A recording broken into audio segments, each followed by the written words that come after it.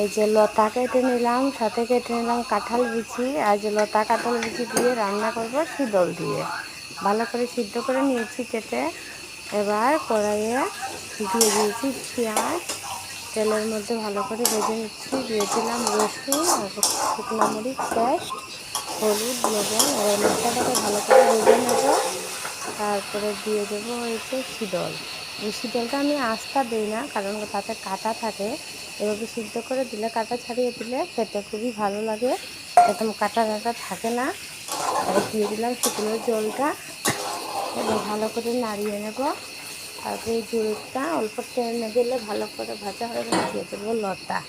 তারপর লতাটাকে ঢেকে ঢেকে একদম শুকনো শুকনো করে রান্না করে নেব। ও যা দারুণ লাগে খেতে, একদম সেরা। এই লতার সবজিটা পেলে মনে হবে পৃথিবীর সেরা খাওয়ান, এত টেস্ট লাগে। একবার খেয়ে দেখবেন বন্ধুরা, এইভাবে খুবই খুবই ভালো লাগে। কালারটা দেখুন এত সুন্দর হয়েছে, দেখলেই খেতে মন চায়। উফ,